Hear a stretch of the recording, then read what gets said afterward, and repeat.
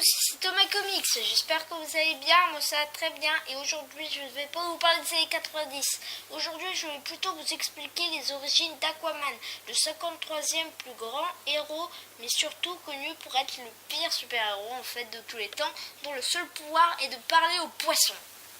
Nous allons casser une bonne fois pour toutes cet argument avec notre premier point. Les origines artistiques.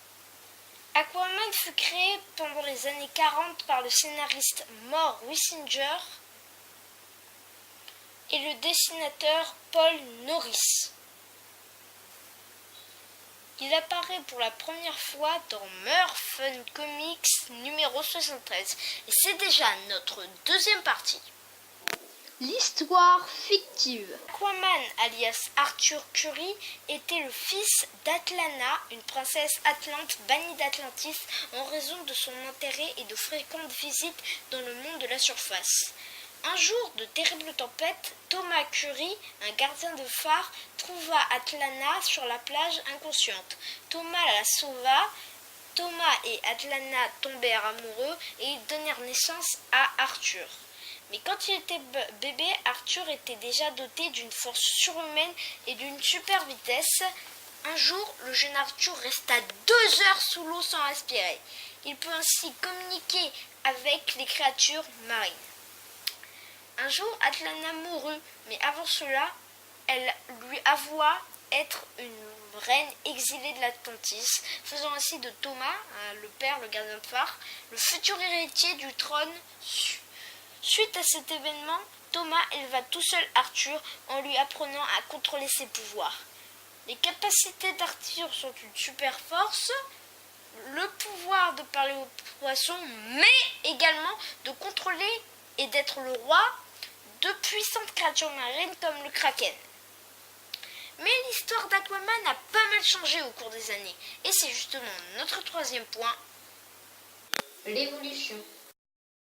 Aquaman est issu de l'âge d'argent des comics. Autrement dire que notre petit poisson ne faisait pas du tout le point face au boom de popularité qu'avaient les comics Batman ou Captain America. Bon, c'est vrai que je fais le mec bourré de culture, mais l'histoire que je vous ai racontée est apparue dans l'Adventure Comics numéro 266. Les comic books Adventure Comics étaient le comic qui suivait les aventures de notre homme poisson. Chose que j'ai oublié de mentionner, le comic book Adventure Comics suivait les aventures de notre homme poisson durant les années 1950. Nous nous passons donc à l'âge d'or et vous pouvez me traiter d'escroc. En effet, mais me traiter d'un escroc puissance 1000 quoi.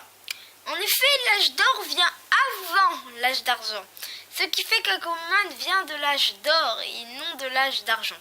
Pardon. Donc, du coup, il ne s'est pas passé grand-chose durant l'âge d'or, puisque je vous ai déjà tout résumé, et donc ça veut dire que j'ai cherché aucune info sur l'âge d'argent.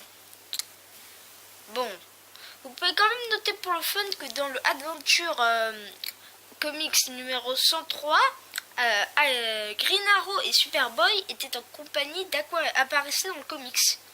C'est plutôt cool, hein. Et je vous épargne tout le bazar de l'âge moderne, avec les univers parallèles et tout. Moi j'ai du mal à suivre. Donc si vous n'êtes pas vraiment fan de super-héros, je ne vous conseille pas l'âge moderne de DC Comics. Hein. Alors là, clairement. Donc nous allons directement passer à notre quatrième point. Les adaptations.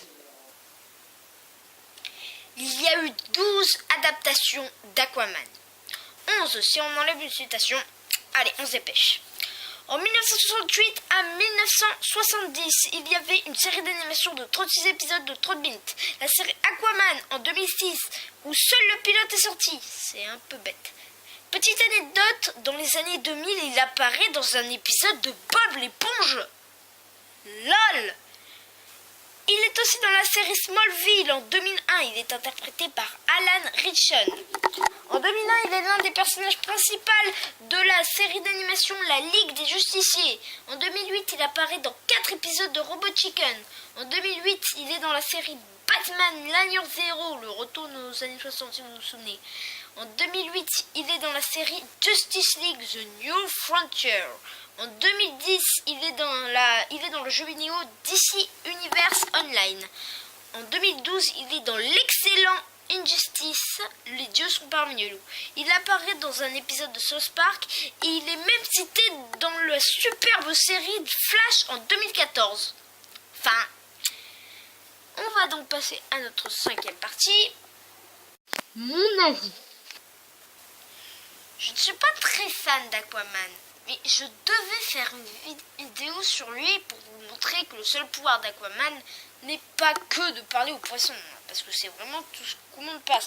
Tu dis à quelqu'un qui connaît de base les comics, tu lui dis hey, tu connais Aquaman? Il va te répondre ah, c'est le mec qui parle aux poissons? Non, je veux pas trop, parce que déjà, moi, naturellement, je n'aime pas le poisson. Alors, un super-héros qui parle aux poissons, ça m'intéresse pas trop, quoi. Je vous remercie d'avoir regardé cette vidéo. Si ça t'a plu, mets un like, abonne-toi et dis-moi en commentaire si t'aimes Aquaman. Et précise-moi pourquoi, hein. Ciao! Et si ça t'intéresse, voici mes dernières vidéos. Clique.